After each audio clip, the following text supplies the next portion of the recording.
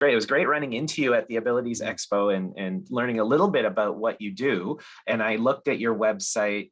So it seems like you're very involved in this accessibility space when it has to do with computers. Is that kind of the interface online in digital formats? Is that what you're? Yeah, that's correct. So maybe let me just give you a 30-second type of description of the company. So basically what we do is we help organizations meet their accessibility compliance mandates based either on federal, provincial, or state type of legislation. Here in Canada, we have the AODA, and the United States, they have the ADA. So what we do is we have a specific software, it's called Align. And basically what it does is helps organizations manage an accessibility project from beginning to end. We create reports. I can even give you a demo in a bit in terms of how it works. But the whole idea is to integrate accessibility early on within the development lifecycle. So developers, designers, product owners, project managers can all work together and come under one team, one area, under one roof, so they can actually work and make things more accessible. The other thing that we do is PDF accessibility. So now PDFs usually is more difficult for organizations. They try to do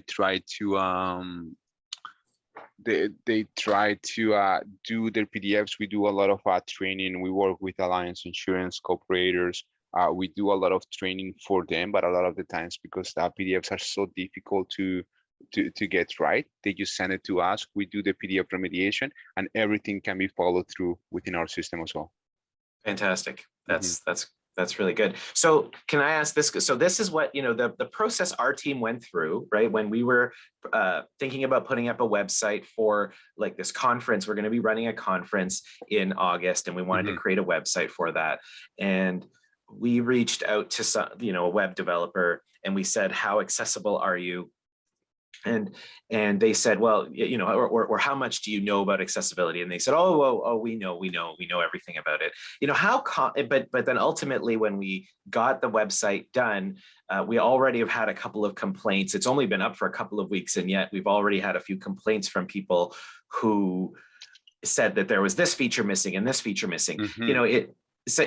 In your experience, is this a common issue that there are a lot of people who say that they understand accessibility but don't really? Unfortunately, they don't. And I don't know. Let me just quickly share my screen, and maybe we can go through an example of Here, we're working with. So let me just, thank you so much. Let me share this. Hold on, I have to decrease my magnification. Can you see my my screen? Yeah. Okay, so right now what we're looking at is, this is the main interface for Align, right? I'm just going to show you one of our clients, Concordia University. And so we're doing an assessment for them. So just to take it a step back, basically what happens whenever you involve a website or a web development team, they are going to tell you, oh yes, we know about accessibility. However, they may try to do things. We have something called the WCAG success criteria. The problem with that is very, very ambiguous. And many times developers, while they're trying to do things in the right way, they actually end up hurting a website accessibility because they don't do it right. I've seen it, and I work with banks. I work with every like big organization, small organization. But you can see some organizations where they try to do the right thing, trying to make things accessible for people who are blind, but they completely screw up the experience, not only for people who are blind, but for everybody. So one of the things that we do is try to integrate accessibility early on within the development lifecycle. So let me just quickly show you right now. What you're seeing is a score for just 1 or 2 pages of the Concordia University is 48%. This is just this is the first start, the mini start. Now, what is important to consider is that this 48% is based on manual, functional, and assisted technology testing, not automation. Automation, we also run automation. Automation is great if you have thousands of pages, and it's going to give you at least a view of the overall health of your website. The problem with automation is that it only covers anywhere between 25 to 35% of accessibility issues. So, for instance, if you were to work with us and the development team, so one of the things we will do is early on within the development life cycle, we're going to be looking at your wireframes. Once we look at the wireframes, we're going to be providing tickets that they're going to have to consider. Now, if I scroll down, in this one, where you're going to be able to see, tickets by severity, critical, minimal, moderate, or severe. We actually create a specific relationship to the WCAG success criteria, which is important. In this case, we provided common components. Common components are those elements that repeat from page to page. For instance, a footer, a header, navigation. Because the idea is, if you're going to have them in multiple pages, you don't want to do an accessibility assessment of them every single time. It's going to be costly for you, and it's going to be counterproductive, right? And then we do an accessibility assessment of the specific page. And I will show you how a ticket looks like, and then I show you a specific report. And I will show you a specific report. So in here, when you go to a specific page, you're going to be able to see the information for the WCAG success criteria. Again, this is going to help you, especially for you, then you work with people with disabilities, and you're going to have to comply with the ATO.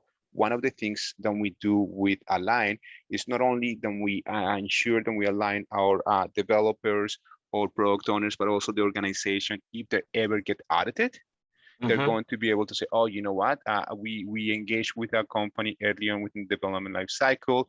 We help you craft that accessibility statement that you need to have on your website. And there may be some things that could not be accessible for everybody, but you may be working on that. So we help you create a roadmap. And this is what the tool does. We will help you. A ticket, let me just see, a ticket is going to, again, usually the ticket is meant to help developers understand what they need to do. So we're going to provide, the specific success criteria that is being affected, descriptions, issues, the specific impact. We map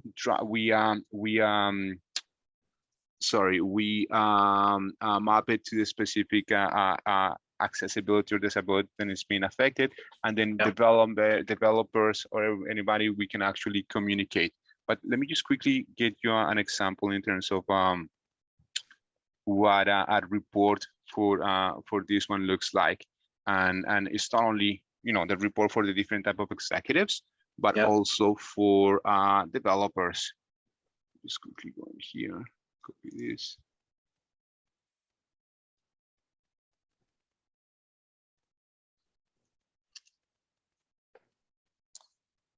So once you obviously you're going to get the executive summary. As we go in there, we'll provide specific information as what we found.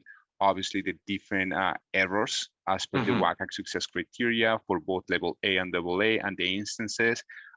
Now, sorry, can I just ask one question? So when you're saying A versus AA, which one's the most? So do you mean that like one of those is the most important and one is like a secondary? That's a very good question. So for instance, in Ontario, our websites, they need to comply with both level A and AA of the WCAG success criteria. Now, A means that it needs to be implemented, it must be implemented, or a specific type of user is not going to be able to access it. AA, it means that it should be implemented to further enhance the ability of that person to get the specific information. And AAA is really, really nice to have, right? Now, organizations in Ontario, they don't need to comply with that AAA. If I keep scrolling down, now this could get confusing. People don't know really what it is, right? But we actually break it down. So we create our own checkpoints, and we give you the category specific, images, UI, navigation, links, and also as we keep going down, it's going to be subcategories like text link, SVG images, and then you can we show you the specific information as to how we did it, manual, functional. Now again, all of this will go into accessibility statement. And if you ever are audited, you say, you know what, we actually did our accessibility. This is how we did it. We also hire people with disabilities and work with us. And then the tickets are going to be here, right? So, again, it provides the specific information. In some cases, we can look at the color contrast. We provide information. And then whenever possible, we also provide the code examples, right? So we work directly with the development team to say, you know what, this is the code example that you provided to us. And this is the right way to do it. So the whole system provides for open communication with multiple team members, and we can track it. Very interesting. I know I went through a lot. No, no, this is great. So the question that I have is when, most organizations now, or many of us smaller organizations, what we try to do is use like WordPress or Wix. Does it matter? Like, do these things, like, does your assessment and the recommendations, would they work? If we had a Wix site, for instance, would it still apply? Like, you can still give us code changes that would apply there? Oh yeah, for sure. So all of those, Yeah, at the end of the day, you're going to be working from templates, whether it's going to be WordPress or Wix, right? We tell you yeah, exactly what is wrong, and then you're going to be working with, I'm assuming, with developers, right? And then they're going to yeah, have to go and implement the specific changes that we provided. Now, there are occasions where the technology doesn't allow specific technique, but in that yeah, case, the beauty of Align is that we can go back and forth in terms of communication. Say, okay, if this doesn't work, this is an alternative, right? And once we create an alternative or provide a specific extra work or code that may be able to work, we also document that so you can actually put it within your accessibility statement. Because again, if people are complaining, they may not know, you know what, like, this is our accessibility statement. We're yeah, working towards specific things. yeah, yeah. I'm a little scared to ask you this, but if I was to put a link in the chat for our conference page, how would you feel about critiquing just a few things, simple top level kind of things for Yeah. here, Send it to me. here. Send it to me, Let, and then and can you also send me your just email address? So what I'll do is yeah, yeah, we'll go and take a quick look. We'll go take a quick look at the accessibility website. Of the website, we can provide some feedback, and then you can utilize that report and give it to your developers. I mean, I'm happy. I think what we need to do is hire you. So I actually have 3 websites that I think I need help with. Mm-hmm. And I'd love, so maybe that's what, so would you be comfortable just giving a ballpark cost of what something like this might cost? I guess it depends on how involved the website is, how Yeah, big it is. for sure. So what we can do is we can definitely so what we do is perhaps we identify the 3 different type of websites. Yeah, We can provide you, like, we're going to be asking you with a few questions, like we have something called the intake information form, and that's going to let us know whether like the website's accessed by who is accessed for, the different type of technology, how it was created, and things like that. Actually, let me just quickly show you what an intake information form looks like. yeah, I just need to move this.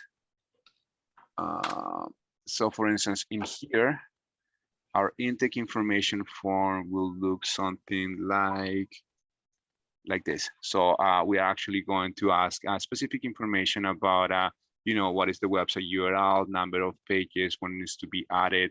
And then we have specific information that is going to go yes, no, yes, no. Once we have that, what is going to allow us to do is to create a scope or potential SOW, then we can provide to you. Now, yeah. if I'm not mistaken, you guys are a non-profit, right? Yes, that's right. Okay, so we even have discounts for non-for-profits as well, because we work with non-for-profits and Sure. educational institutions don't always have the money in the world, right? But Yes. we do provide discounts as well. Excellent. So if you were to go, so I put the link, I put my email address and the link to the website I'm most concerned about right now, because there's actually people going to register for this conference that we're running at the end of August. Okay. It's a very simple website. Like, there's, basically it's just there to give information to people that are registering for now.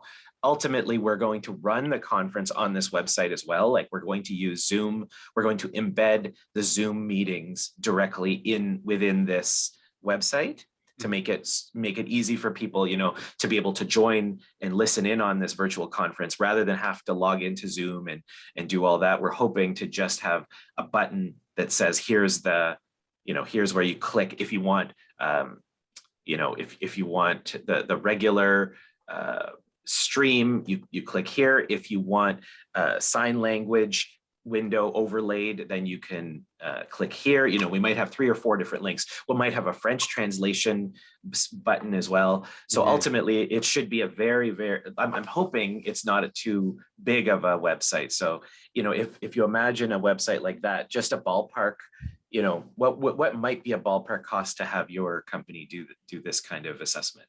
I don't know. It really depends. So, but what I will do is we go and we just do a scope estimation, and we'll provide it to you. Like we'll say, you know what, we think it's going to be around this much, and then we can give you the different options. How it can work.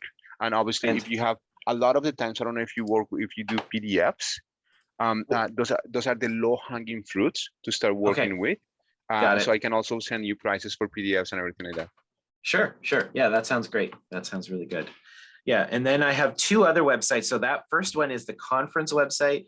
Then this one is our, what I call the project website. So this Accessible Parks project broadly, it's describing not only what we're doing for the conference, but we're doing some literature reviews and some data collection through surveys, and we're trying to get people, you know, recruit people to those kinds of activities as well. And then I have a team website that looks at not only the this parks accessibility project, but all the other work that our team does. So there's so Tale, can you maybe tell me a little bit more about what you guys do? I was fascinated when I saw you. It's like, oh, this is great. Like, let me learn more. I think on top of us helping you with the accessibility, I mean, I think there could be other synergies. We also have a podcast where we help where we talk about with other organizations that are doing accessibility work. We distribute that with our own networks and everything like that. Yeah. So there's a broad range of projects. What I try to say is we're trying to support people with disabilities and their caregivers, and part of that includes preventing people from becoming sicker or becoming injured. So some of our work, for instance, focuses on fall prevention in the winter, and we work on developing better winter footwear and testing winter footwear. We have a website that describes what the best footwear is right now on the market. If you go to ratemytreads.com, you can see the results of all of our testing. And there's been a lot of public interest in that work to show, you know, that people are getting excited that they can when they go to the store, they can make sure they buy the best footwear. Some of our work looks at preventing back injuries in healthcare workers, as well as, you know, an informal family caregiver. If you're in the home and taking care of someone with a disability, it still requires likely a lot of manual lifting and moving people around, like bathing and toileting, those tasks. And so we know that caregivers get hurt a lot. And so some of our work looks at how we can train people to move in safer ways to avoid injury. You know, the way that healthcare workers are trained right now is, unfortunately, is they sit people down in kind of this classroom sort of setting and show people PowerPoint slides. But, you know, that's not going to change the way people move ultimately. And so, you know, if you think, I don't know if you play any sports or anything, but if you imagine the way we train people to play golf or to improve their tennis swing, you know, you need to do an activity over and over and over. And then someone needs to watch you and then give you feedback to say, hey, maybe you should try focusing on this particular part of your swing and focus on keeping your head down and keep your eye on the ball, those kinds of things, right? Very specific targeted suggestions that you practice over and over and over and maybe get feedback over an extended period of time. That's how you change people's behavior and movement patterns. Oh, that's interesting.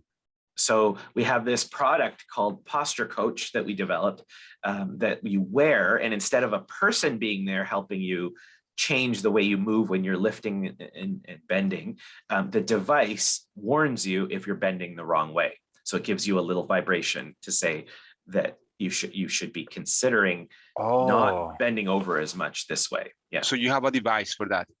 That's right. It's called Posture Coach. Yeah. Oh, that's pretty. That's amazing.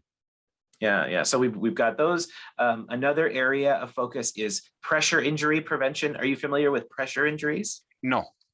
So if there's someone who is very frail, someone who spends a lot of time in bed, they will be at risk of getting a bed sore. That's the more common term, a bed sore. So if you don't move enough, the pressure, having skin that's always compressed between the mattress and the rest of your body, it loses the ability, it loses nutrients.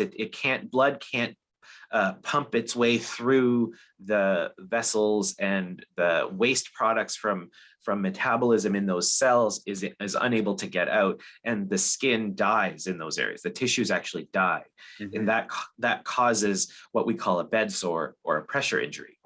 And so unfortunately, this is a huge problem. We don't hear about this enough in the news, but it's a huge problem that like we think maybe up to 1 in 4 people across the healthcare system gets one of these. And the big problem is once you get one of these pressure injuries, like typically people get them kind of on their bum or on their hip bones, in those areas. And it's very hard to heal them once they form. So we're developing automated systems. Sorry, I should say the best way to prevent these from forming is to make sure people get repositioned. So if the individual, probably you and I, when we are in bed, we automatically change our position all the time, right? We're always moving in bed. Even when we're sleeping, without thinking, you're always shifting a little bit. But people, once they become limited in their mobility for some reason, if they're not moving enough, it means you need a caregiver to come help reposition the person regularly. Some people say every 2 hours, some people say every 4 hours, whatever it is, you need to move people around. Yeah. So for instance, people with spinal cord injury, actually overnight, they will sometimes set alarms to wake themselves up. And then they because if they lose sensation, sometimes you can't detect that they need that they're have been lying in the same position for too long. So they actually set alarms and then move themselves. But some people can't move themselves.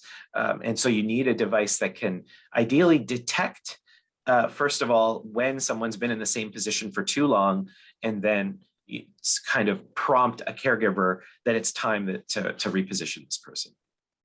Wow, that's amazing. Like there's so many things. Wow, that's crazy.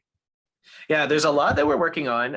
And then obviously the accessibility aspect, making sure people can stay as active as possible. One of the biggest risks we know in life really is inactivity. When people, even if we talk about falls, we know that falls are very dangerous for people because once someone falls, they can go down this steep decline in health. It can trigger this cycle of some people call it deconditioning, where because you have this idea, if you use it or you lose it, right? You have to stay active, or else your muscles and your the various systems in your body start to deteriorate very quickly. So keeping people as active as possible, whether it's winter or summer, a lot of people with disabilities will stop going outside in the winter when there's snow or ice because it's hard to get around. So accessibility in the winter, making sure our sidewalks and our intersections are designed well enough that people can go out and not worry about getting stuck in the snow, so they can stay active and engaged in their communities. Those are all things that we're focusing on. That's great. That's great. And how do you guys sell your products? Do they sell online, or like you saw fairs like the expo, or? Yeah. I mean, so the goal is there's a combination. So every product we develop has a different, I think could have a different way. We could, in some cases, I'm imagining Posture Coach might be a small little company that we launch. It's a product that it's a prototype right now. We haven't started selling it yet, but the goal might be to sell it online. We might put up things, we might just do Facebook ads and Google ads and see if there's enough interest to sell it by mail, just have people order it online and we mail it to them. We haven't in some other cases, some of the older products that we've developed have been partnering with existing companies that produce medical devices. They buy our patents or license our patents and produce the products and sell them. Oh wow, that's pretty good. That's very interesting. Very interesting. Yeah, thanks. Yeah. So there's a lot that, yeah, I think potentially we should stay in touch. Yeah, for You know, sure. I think our websites, I'll let you have a look at the websites. Definitely, this is an area where I would love to get your input, and if you can give, yeah, a quote on what it might cost to have your team look at the three websites that we have. I'd love to get them in better shape. We do work with. I have a on our team, we have a librarian who is a strong advocate for vision impaired individuals, and he's tried to make sure that at least JAWS and like screen readers like JAWS are able to navigate our sites and our materials well. And he's been pushing us to make sure our PDFs. So he has a contact that looks over our PDFs and makes sure that they're designed appropriately. But it's amazing how hard it can be to do this well is what I'm learning. I'm learning, I'm trying to understand what all the aspects are, and it's very, very complex for the average person is what I'm finding. Yeah, it's not easy for sure. But yeah, for sure we can. I definitely see the value of us being just keeping in touch. I see a synergy for sure. We will get an scope estimation in terms of what it will be for the different websites, and we can talk later on. And then in terms of the expo, one of the things you were promoting was the was it accessible camping, or the portions of it, right? Can you tell me a little bit more about that? I thought it was very interesting. Yeah, sure. So this is the project, park accessibility. What we want to do, we're funded by an organization called Accessibility Standards Canada. And that was created recently after the passing of the Accessible Canada Act, which I think went into force in 2019. And so the Accessible Canada Act says that Canada should become accessible by 2040. And so there's a lot of research that they're funding. This organization now is funding research to try to better understand how we make Canada accessible by 2040. So that's a new target. And so they funded groups like us. We applied for a grant to look at this issue of parks, national parks, and how we can make national parks more accessible. And the idea is that what we learn through this research will inform a new standard that's being written right now for making outdoor spaces more accessible. So yeah, we're very excited to be part of this project. And at the expo, I heard from so many people how important they felt making these kinds of areas accessible for people who used to go camping, but then a disability now makes it challenging for them to go hiking or canoeing or camping, those kinds of things. And so the vision we have for this project is that all activities, we're trying to understand what is the list of all the activities that someone might participate in when they go to a park, right? It could be camping, it could be swimming, it could be just sitting on the beach, it could be fishing. Imagine all those different activities in a table across the top. And then imagine down the side, we have a list of all the different impairments that might make those activities inaccessible, right? So if someone like yourself has a vision impairment, or someone in a wheelchair has a physical impairment, or someone has a cognitive impairment, if we list the different types of impairments someone might have, and maybe even by severity, right? Some people are able to walk with a cane, maybe, so they need a different accommodation to be able to go on a trail, for instance. Someone like my mom who has some arthritis in her knee maybe just needs to make sure that there's enough benches around that she can sit down from time to time as she's going on these hikes, right? That's what would make a hiking trail accessible for her.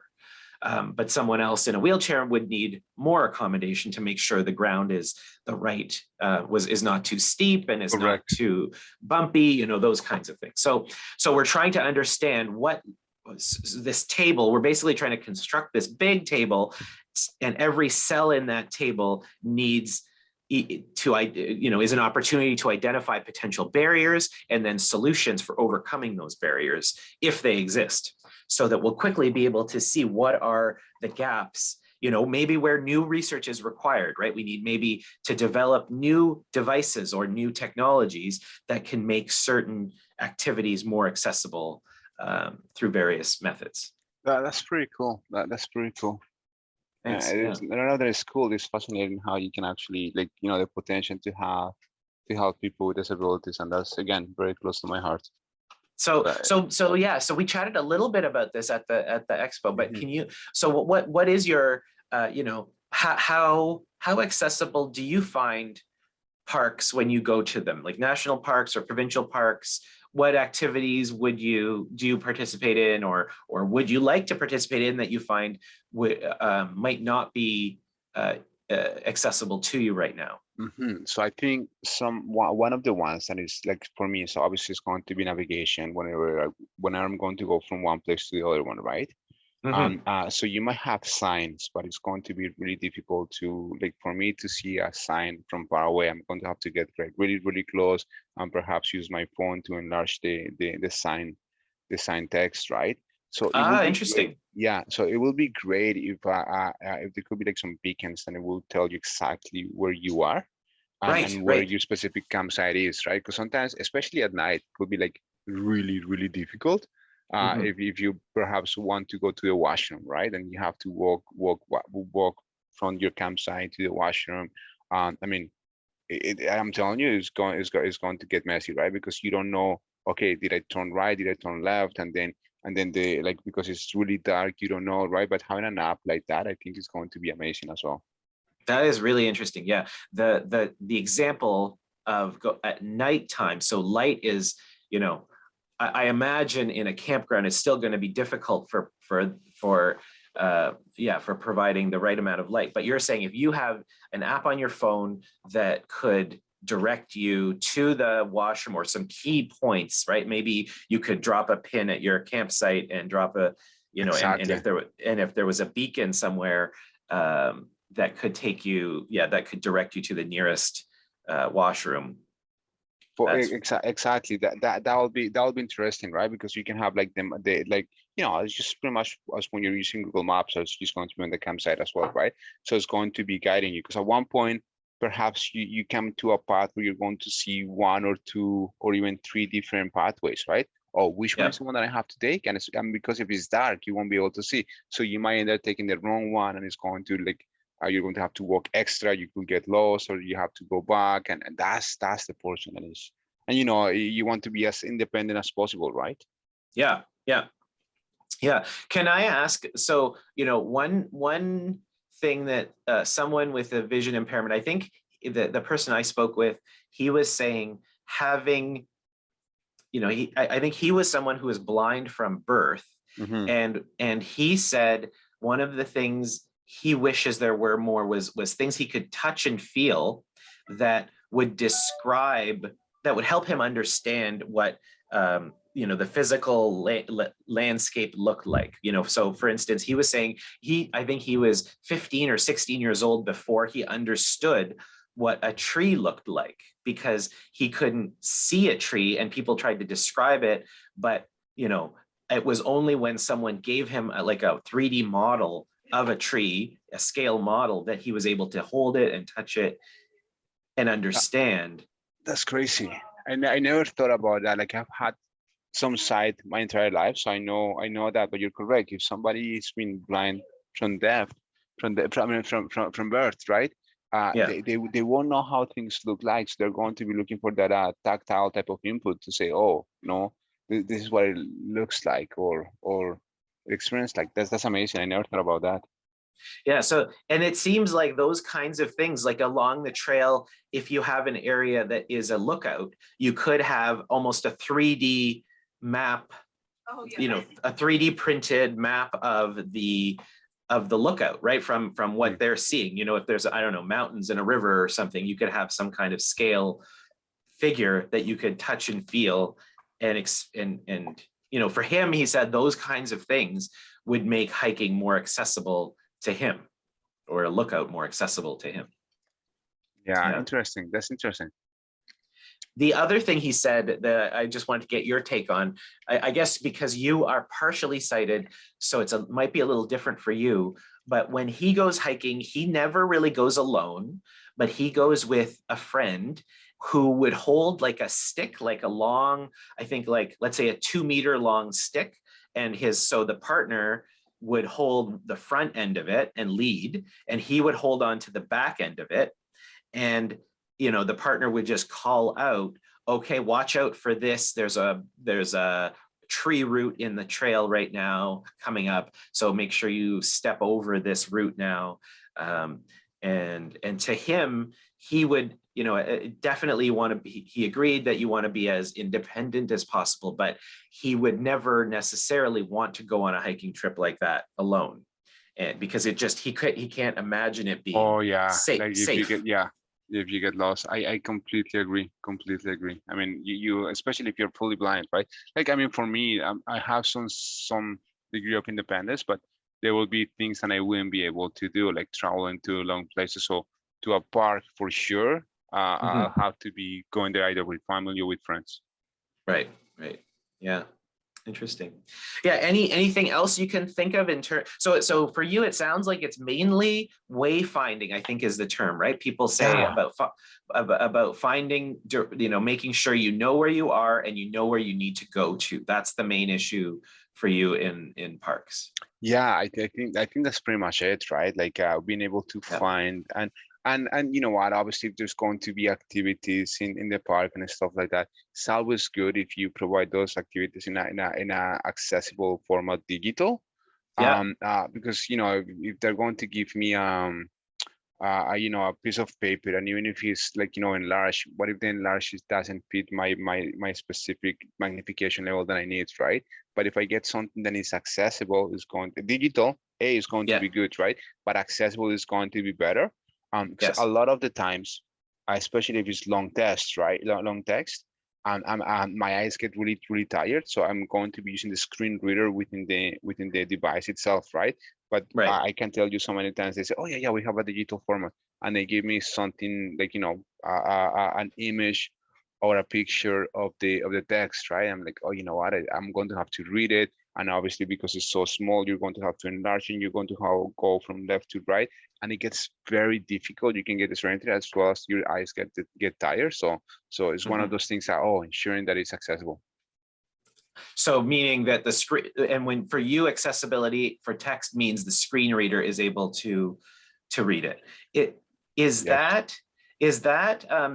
So I know on like a PC on my computer, it would be JAWS, right? But also like Windows and Apple have their own, is that right? Like they have their own kind of text to speach built. That's correct. So when you separate both desktop to mobile devices, so both on a Windows computer as well as on a Mac computer, you're going to have the free accessibility tools that come with it, right? Now, early on, they were not that good, I'll be honest with you.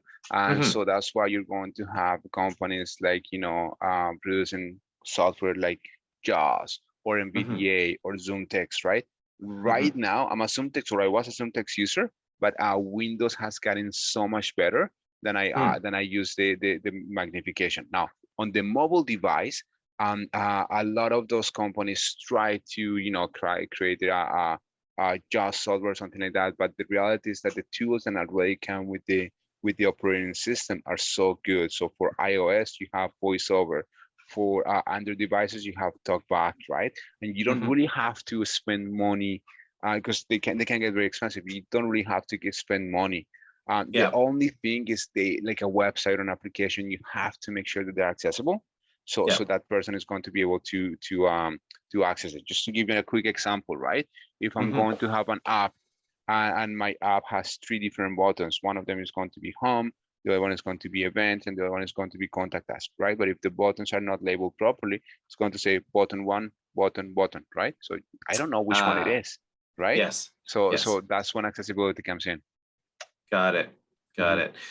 So, and would you agree that most people then default, like nowadays, because these built-in tools, and whether it's on your phone or on your computer, like are people moving away from the kind of the paid software, the screen reader softwares, and just going with the built-in ones? I think so. I think so. So on desktop devices, they still rely a lot from the just type of interface, right?